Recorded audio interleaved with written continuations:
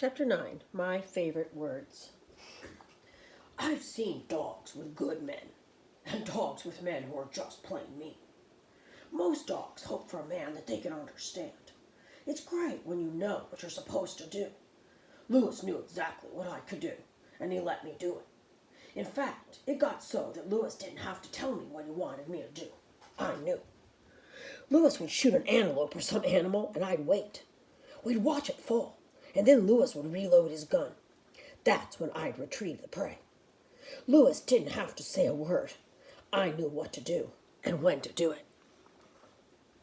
Some men talk all the time, even when they're not telling you what to do. Not Lewis. Lewis and I would walk to the top of a mountain and just stand there, him looking out over the view, and me with my nose high in the air. We didn't say a word. We didn't have to. For Lewis and me, it was more than just understanding each other. We suited each other perfectly. Only a few dogs are lucky enough to have a man who suits them like that. I've thought about that. Why Lewis and I were so well suited. I'm not sure I know exactly. Lewis was a great man, I know that. The men knew it too. They would do anything for Lewis. They loved him, especially Clark. I think Clark loved Lewis about as much as I did. I never heard Lewis or Clark say a harsh word to each other. And it was more than just getting along. They fit together too. Of course, that was different. They were both men. Dog and man can fit together like no others do. Lewis and I had that fit. By the end of our journey, we were as close as an animal and its hide. How did we get that close? I think the wilderness had something to do with it. Lewis and I would have been close anywhere. But the wilderness brought out the best in both of us. We were made for that territory. I was made for it in every way. My size, my fur, my paws, my instincts. I loved running, hunting, swimming, retrieving. I was happiest when I was doing those things. Lewis was happiest in the wilderness too.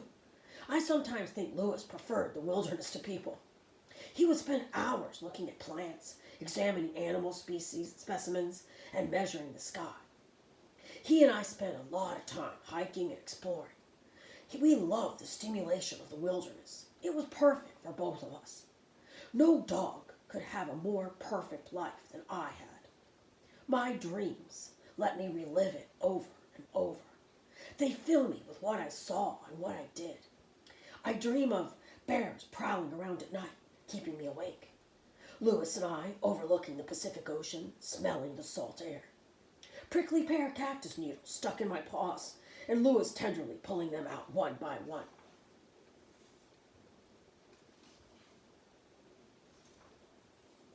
And that triumphal return to St. Louis. Men, women, and children running to the docks to meet us.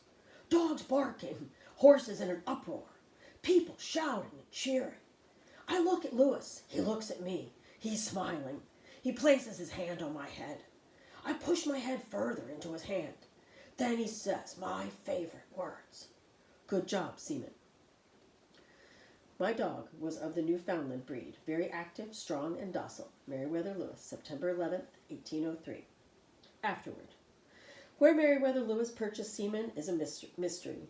Newfoundlands were popular along the East Coast, so two likely places are Washington, D.C., where Lewis lived and worked as Thomas Jefferson's secretary, and Philadelphia, where he went to prepare for the expedition. Another possibility is Pittsburgh, where Lewis actually began the journey. Seaman is first mentioned in Lewis's journal on September 11, 1803, as they sailed on the Ohio River from Pittsburgh to St. Louis. For years, writers called Lewis's dog Scannon. This was not questioned until 1984, when Donald Jackson, a great Lewis and Clark scholar, was doing research about the rivers, streams, and creeks that Lewis and Clark had named. Every name had a meaning, but Jackson could not figure out Seaman's Creek in Montana. He went back to the original drawings and writings and discovered that in Scannon, the C was actually an E and the NN was an M. Thus, Scannon was actually Seaman. Seaman's Creek, now called Montour Creek, still exists in Montana. The last time Seaman is mentioned in a journal is July 15, 1806, in Montana, where Lewis wrote, "The mosquitoes continue to infest us in such manner that we can scarcely exist. My dog even howls with the torture he experiences from them." The expedition arrived back in St. Louis 2 months later, September 23rd, 1806. Although most scholars believe Seaman completed the journey, his death or loss would surely have been mentioned in one of the many journals. No one knew for certain until recently, when another Lewis and Clark scholar, Jim Holmberg, discovered a book written in 1804, which listed epitaphs and inscriptions. The book lists an inscription on a dog collar, most likely destroyed in a fire in 1817, in a museum in Virginia. The inscription reads, "The greatest traveler of my species, my name is Seaman, the dog of Captain Meriwether Lewis, whom I accompanied to the Pacific Ocean through the interior of the continent of North America." A note under the inscription goes on to say of Seaman that when Meriwether Lewis died in 1809, no gentle means could draw him from the spot of interment. He refused to take every kind of food which was offered him, and actually pined away and died with grief upon his master's grave. The end.